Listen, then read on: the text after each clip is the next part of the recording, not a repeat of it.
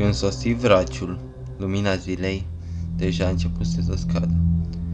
Fusese o zi lungă, obositoare și mă pregăteam să mă așez la masă. "E sigur că e un al șaptelea fiu?" întreabă el, uitându-se în jos la mine și clătinind din cap neîncrezător. Tata dădu din cap, încuvințând: "Și dumneata, ești tot un al șaptelea fiu?" Tata dădu din nou din cap și început să bată din picior, la nerăbdare, proscând un pantaloni cu strop de noroi brun și de polegar. Picurii de ploaie se scurgeau de pe cozorocul tichiei.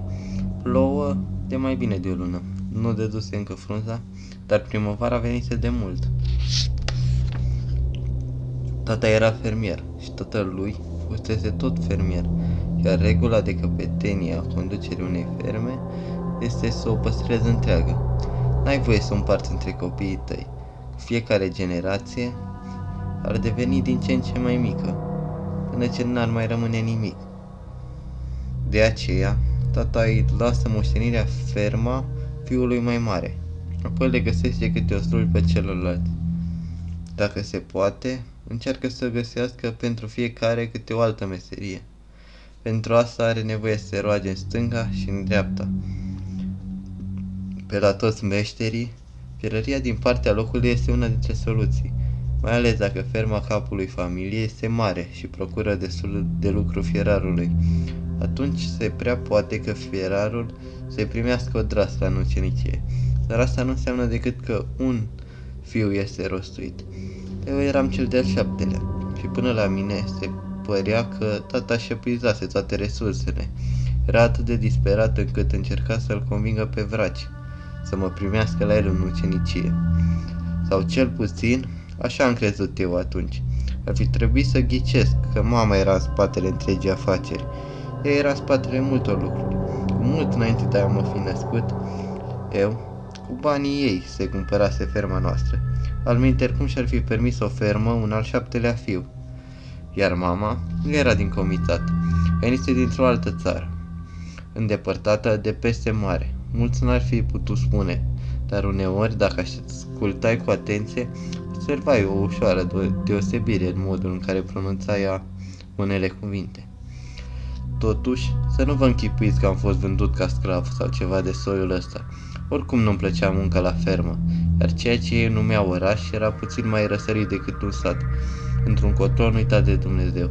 Cu siguranță nu era locul în care aș fi vrut să-mi petrec tot restul zilelor. Așadar, într-un fel, chiar îmi surâdea ideea să mă fac vraci. Era mult mai interesant decât mulsul vacilor și împrăștiatul băregarului.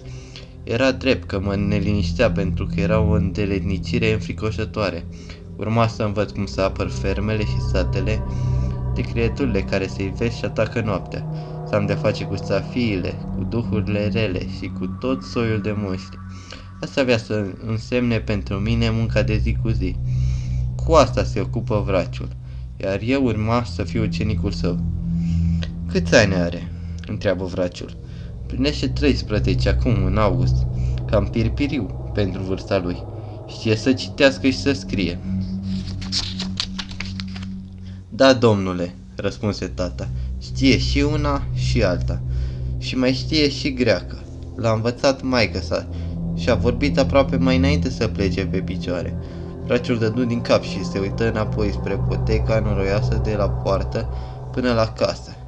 De parcă asculta ceva, apoi ridică din umeri. "E o viață destul de grea și pentru un om în toată firea, dar bine pentru un copil," zise el. "Crezi că e potrivit?" "E rezistent și o să fie cât mine când o să crească mare," zise tata, îndreptându-și spatele și arătându-se în toată înălțimea sa. Făcând aceasta, creștetul capului său ajunse aproape în dreptul bărbiei vraciului. Deodată, vraciul zâmbi. Era ultimul lucru la care mă așteptam. Avea o față mare, care arăta de parcă fusese cioplită în piatră. Până în clipa aceea îl socotisem puțin cam fioros. Pelerina lui lungă și neagră cu glugă îl făcea să semene cu un preot. Dar când se uita drept în ochii tăi, expresia lui încruntată te ducea cu gândul mai curând la un călău, care te cântărea din priviri, pentru frânghia spânzurătorii. Părul care ieșea de sub marginea glugii semăna cu barba, care era sură, însă sprâncenele erau negre și foarte stufoase, Câte un mic smog de păr negru îi răsărea și din nări, iar ochii erau verzi, la fel ca ai mei. Atunci am observat ceva la el. Avea un toiag lung, firește. Toiagul îl văzusem de când dădusem ochii cu el. Dar ceea ce nu băgasem de seamă până în clipa aceea este faptul că îl ținea în mâna stângă. Asta înseamnă că era stângaci, ca și mine. Era o tăsătură care îmi dăduse nesfârșite bătăi de cap la școala din sat. Chemase rău, până și pe preotul parohiei să se uite la mine și acesta clăstinase tot timpul din cap și îmi zise că trebuie să mă dezvăț, până nu e prea târziu. Nu știam ce voia să spună. Niciunul dintre frații mei nu era stângaci, nici tatăl meu, mama era totuși stângace, dar asta nu părea să o încurce în vreun fel. Așa că atunci când învățătorul m-a amenințat că o să mă bată până mă dezbăra și o să-mi lege condeiul de mâna dreaptă, i-am retras de la școală și din ziua aceea am luat lecția acasă. Cât cerca să-l iei? Întreabă tata, întrerupându-mi șirul gândurilor. Trecuserăm la afacerea propriu-zisă. 2 ghionine pentru o lună de încercare. Dacă e potrivit pentru meseria asta, o să mă întorc la toamnă. Și îmi mai dai 10. Dacă nu, poți să ți-l iei înapoi.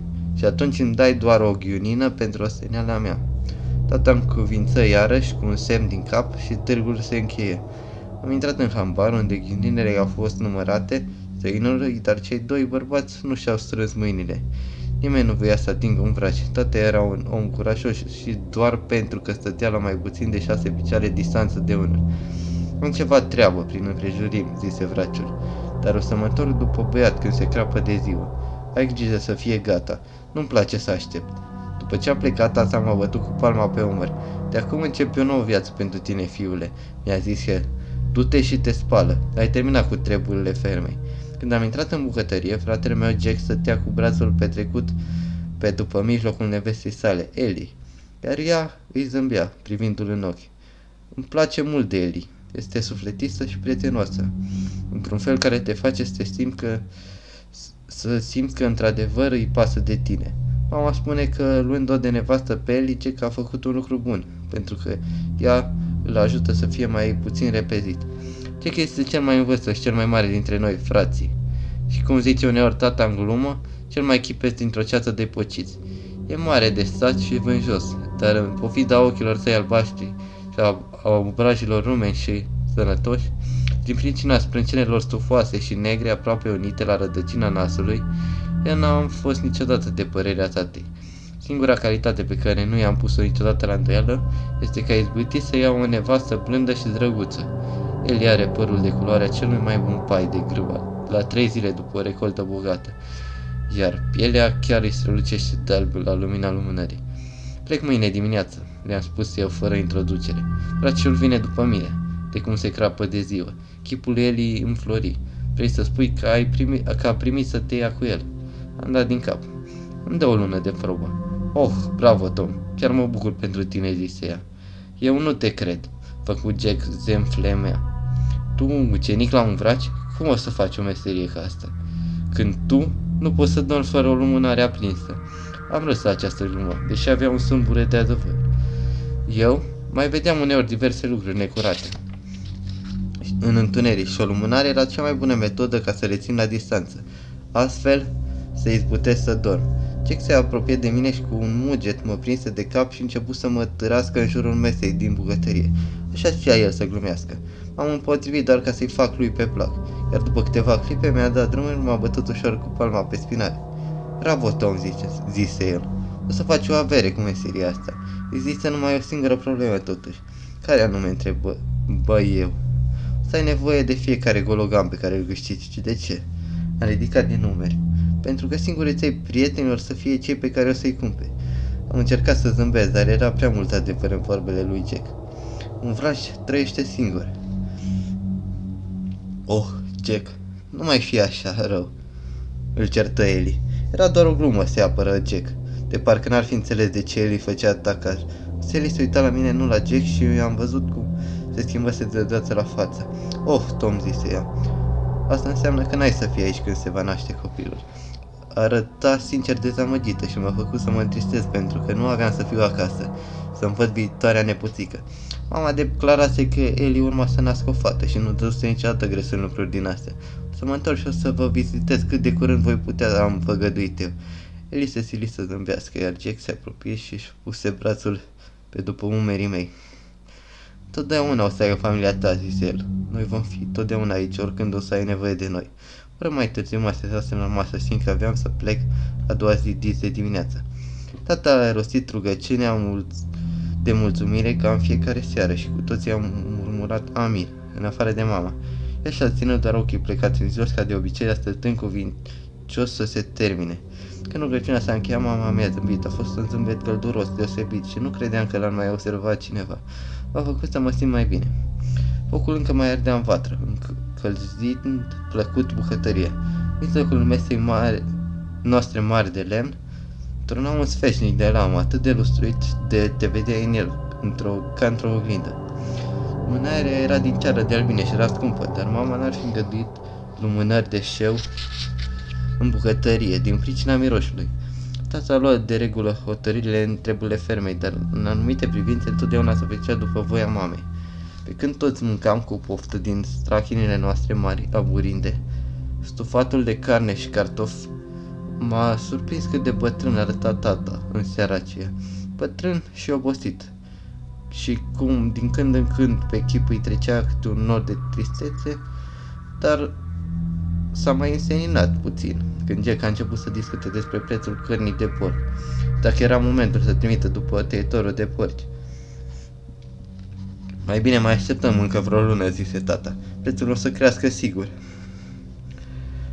Jack clătină din cap și început să se certe. Era mai mult o sfată prietenească de genul care se iscă în adesea într-o familie. Și pot spune că tata îi plăcea. Eu nu mă amesteca, totuși pentru mine toate acestea se sfârșiseră. După cum îmi spuse tata, vă terminasem cu treburile fermei. Mama și Eli dășfășuiau cu glas scăzut. Am încercat să prind ceva din ce spuneau, dar în timp Jack își luase vânt și vocea lui răsuna din ce în ce mai tare. După privire cu care îi săgeta, mama mi-a dat seama că desăturase de gălăgia lui. Neatent la privirea mamei și continuând să-l contrazică pe tata în gura mare, Jack se întinse după solniță și din greșeală o răsturnă, vărsând un munțișor mic de sare pe masă, numai decât luă între degete puțină sare din grămășară și o zvârli peste umăr. Asta e o străveche superstiție din comitat. Se presupune că făcând asta ții la distanță ghinionul pe care l-ai atras vărsând sarea. Jack, oricum nu-i nevoie să pui sare în mâncare, îl mustră mama. N-ai face decât să strici un stufat bun și să zihnești bucătăria asta. Pare rău, mama, se scuză Jack. Ai dreptate, este foarte bun așa cum e. Ea îi răspunse cu un zâmbet, apoi arăta din cap către mine. Pe de altă parte, nimeni nu-l băga în seama pe Tom. Nu se poate să ne punem așa cu el în ultima lui seară petrecută acasă. E regulă, mamă, am zis eu. Sunt fericit doar să stau aici să ascult. Mama clătine din cap. Ei bine, și aveam eu câteva lucruri să spun. După masă, rămâi în bucătărie ca să stăm puțin de vorbă. Astfel, după ce Jack și Eli și tata se duseseră sus la culcare, m-am așezat pe scaun lângă foc și am așteptat nerăbdător să aud ce avea mama să-mi spună. Mama nu era femeia care să pisălogească pe cineva la început. Nu-mi vorbi decât despre ce puse în pocăluța mea pentru plecare. O pereche de pantaloni de schimb, 3 cămăși și 2 perechi de șosete bune, care nu fuseseră decât odată cârpite. Fiecare. Ea m-a atintit privirea asupra jarului din vatră, lovind ușor paldoseala cu vârful picioarelor, în vreme ce mama își trase balansalul mai aproape și l-așeză astfel ca să mă poată vedea la față. Părul ei negru era vârstat de câteva șuvițe cărunte, dar în afară de aceștia arăta aproape la fel ca pe vremea când fusese o copiliță, care abia învățase să se țină pe picioare. Ochii erau încă luminoși, iar cu excepția pielii sale foarte palide, era întruchiparea sănătății. Este ultima oară când putem sta de vorbă împreună, căci o să treacă o bună bucată de vreme până o să ne revedem, zise ea. Este un pas important să-ți părăsești casa părintească și să pornești pe drumul tău. Așadar, dacă simți nevoia să spui ceva ori să întrebi ceva, acum e momentul să faci. Nu-mi venea în minte nicio întrebare, de fapt, nici măcar nu mă puteam gândi. Auzind-o spunându-mi toate acestea, am început să simt usurimea lacrimilor care mi se adunau sub plăpăi. Tăcerea se prelungea o vreme, tot ce auzeam era pocănitul ușor al picioarelor mele pe dalele de piatră. Cele din urmă mama scoase un oftat. Ce-ai pățit?" întreabă ea. Ți-a mâncat pisica limba?" Am ridicat din numeri. Citează cu buțâitul tău și fii atent la ce spun, va preveni mama. Mai întâi de toate, aștept cu nerăbdare ziua de mâine și începutul noii tale meserii. Nu prea, mamă, i-am spus eu, amintindu-mi de glumea lui Jack care va trebui să-mi cumpăr prietenii. Nimeni nu vrea să se ducă nicăieri cu un vrace alături.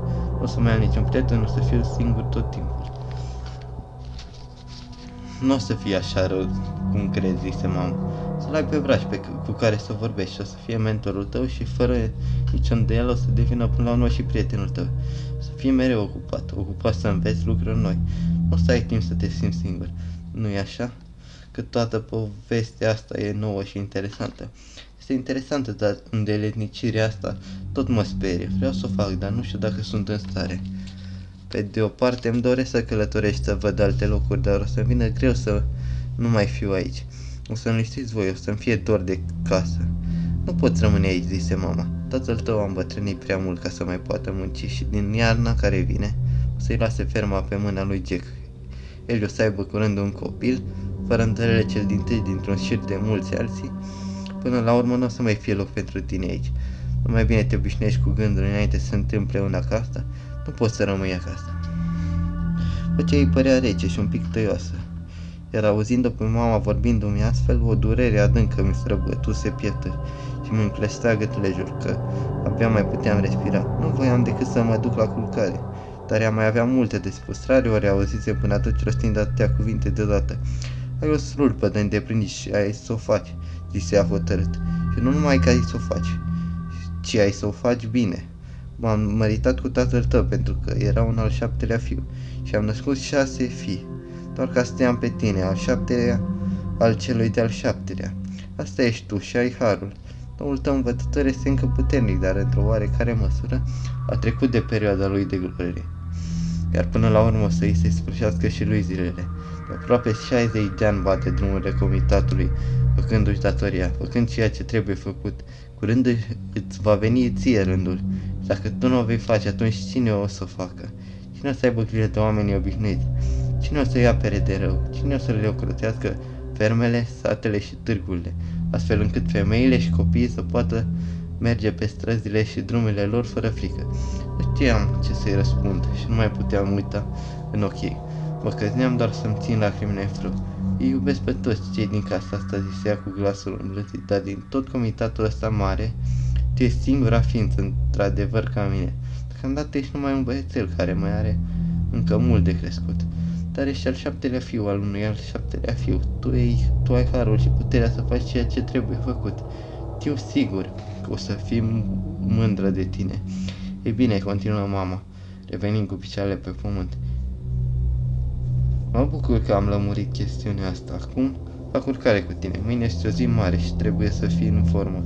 M-am îmbrățișat gândindu-mi drăgăstos, iar eu m-am străduit din răsputeri să mă vesel și să răspund tot cu un zâmbet. Dar odată ajuns în camera mea de culcare, m-am așezat pe marginea patului, privind în gol și gândindu-mă la ce spusese mama. Mama este foarte respectată la noi în ținut. Știe multe despre plante și leacuri decât doctorul parohiei. Iar dacă este vreo problemă cu aducerea pe lume a vreunui copil, moașa întotdeauna trimite după ea. Mama este foarte pricepută la ceea ce numește ea naștere întoarsă. El copilul încearcă să iasă cu picioarele înainte, dar mama știe cum să-l întoarcă pe când încă se mai află în pântece. Deci de femei din district îi datorează viața. Oricum așa zice mereu tata despre ea, căci mamei nu-i place să se laude niciodată. Am pomenit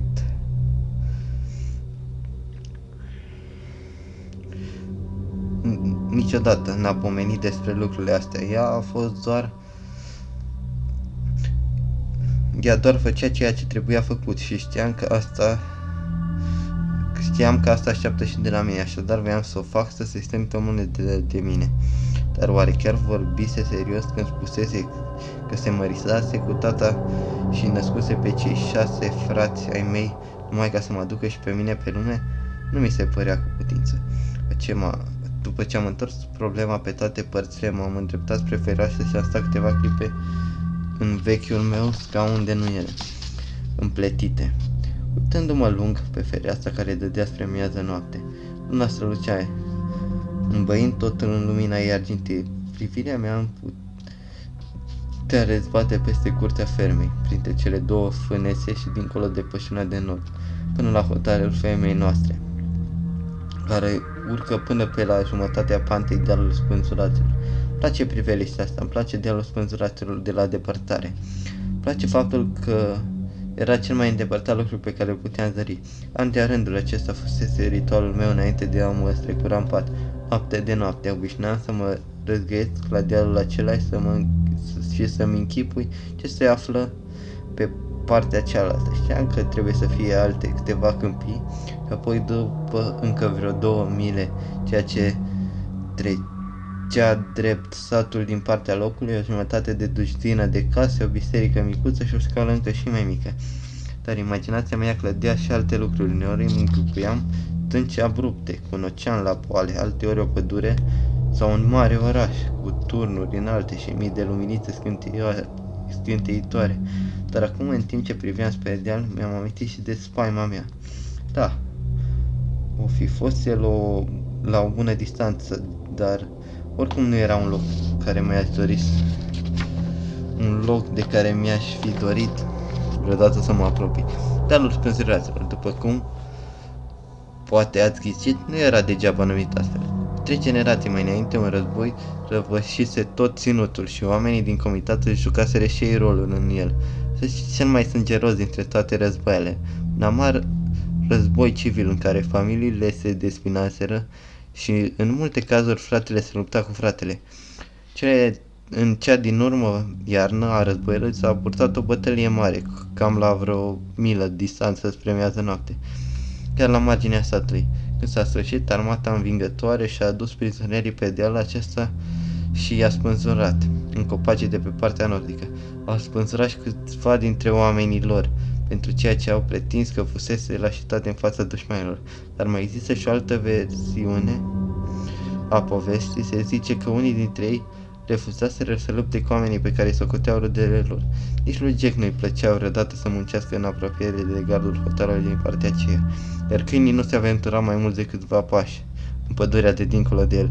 Cât despre mine, pentru că eu puteam simți lucruri pe care alții nu le simt, nu puteam munci nici măcar în pășunea dinspre nord. Nu să vă spun, de acolo puteam să-i aud.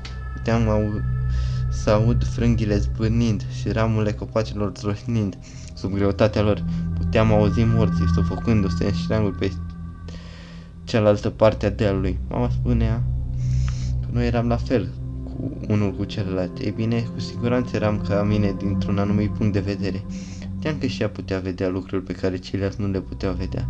Într-o iarnă, pe când eram foarte mici și pe când toți frații mei locuiau cu noi acasă, zgomotele dinspre deal s-au întețit noaptea, într-atât încât le puteam auzi chiar și din camera mea de culcare. Frații mei nu auzeau nimic, dar eu auzeam și nu puteam dormi. Mama a tot urcat în camera mea de fiecare dată când am chemat-o, chiar dacă trebuia să fie în picioare de cum se migea zorii, ca să se apuce de treburile gospoderiei. Cele din urmă mi-a zis că o să-i pună ea capăt și într-o noapte a urcat dealul spânzuraților singură și a intrat în pădure. Când s-a întors, zgomotele încetaseră și nu s-a mai auzit luni de-a rândul după aceea. Dar iată una dintre privințele în care eu și mama nu mai eram la fel. Mama era mult mai curajoasă.